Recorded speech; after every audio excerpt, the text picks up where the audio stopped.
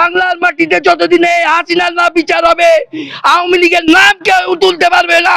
খুনি স্বৈরাচার হাসিনার বিচার হচ্ছে এবং সে সহ তার সাঙ্গপাঙ্গর ফাঁসি হচ্ছে।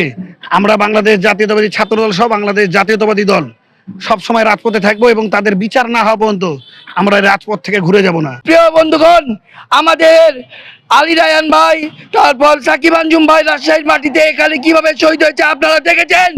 এই খুনি লিটন ডাবলুর এখনো বিচার হয়নি। বাংলার মাটিতে যতদিন এই হাসিনার না বিচার হবে আওয়ামী লীগের নাম কেউ তুলতে পারবে না।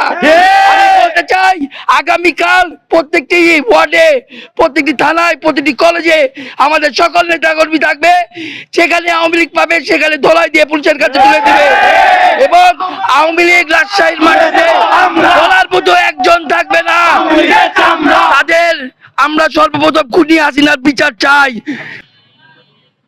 আওয়ামী লীগের এবং তাদের অঙ্গ সংগঠনের মাধ্যমে একটি হরতালের ডাক দিয়েছে বাংলাদেশ জাতীয়তাবাদী ছাত্রদল ও বাংলাদেশ জাতীয়তাবাদী দলের সকল অঙ্গ সংগঠন। আগামীকালকে রাজপথে থেকে তাদেরকে কঠোর হস্তে তাদেরকে দমন করবে এবং আপনাদের সকলের প্রতি নির্দেশ থাকলো, আওয়ামী লীগের যাকে যেখানে পারবেন রাজশাহীতে কোথাও কোনো অলি গলি কোনো জায়গাতে যদি আওয়ামী লীগ, ছাত্রলীগ, যুবলীগ কাউকে কোনো জায়গায় পান, সাথে সাথে তাদেরকে প্রতিহত করে পুলিশের হাতে তুলে দিবেন।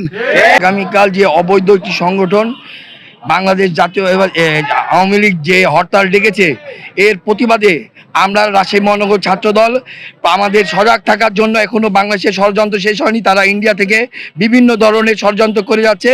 এর জন্য রাজশাহী মহানগর ছাত্রদল মাঠে সর্বদা প্রস্তুত আছে তাদের প্রতিহত করার জন্য। বিগত জুলাই থেকে আগস্ট পর্যন্ত বাংলাদেশের ছাত্র এবং আপামার জনতার আন্দোলনের মুখে এই স্বৈরাচারী খুনি হাসিনা সরকার গত 5ই আগস্ট এই দেশ ছেড়ে পালিয়ে গেছে এবং যাওয়ার পূর্বে বাংলাদেশে কয়েক হাজার ছাত্র এবং সাধারণ জনতাকে তারা হত্যা করেছে। আমাদের দাবি একটাই, বাংলাদেশে যতদিন না খুনি স্বৈরাচার হাসিনার বিচার হচ্ছে এবং সে সহ তার সাঙ্গপাঙ্গর ফাঁসি হচ্ছে, আমরা বাংলাদেশ জাতীয়তাবাদী ছাত্রদল সহ বাংলাদেশ জাতীয়তাবাদী দল সবসময় রাজপথে থাকবো এবং তাদের বিচার না হওয়া পর্যন্ত আমরা রাজপথ থেকে ঘুরে যাব না। এবং এই রাজশাহী শহরে আপনারা জানেন যে বিগত 5 তারিখে, বিগত 5ই আগস্ট এই শান্তির শহর রাজশাহী নগরীকে অশান্ত করে গেছে এই খুনি টাকলা লিটন এবং এই ডাবলু সরকার।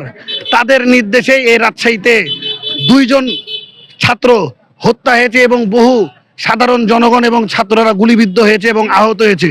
তাদের বিচার না হওয়া পর্যন্ত এই রাজশাহীর মাটিতে কোনোদিন আওয়ামী লীগের নাম নেওয়ার কোনো ব্যক্তি আমরা এই রাজশাহীর মাটিতে কোনোদিন কাউকে আওয়ামী লীগের নাম নিতে দিব না।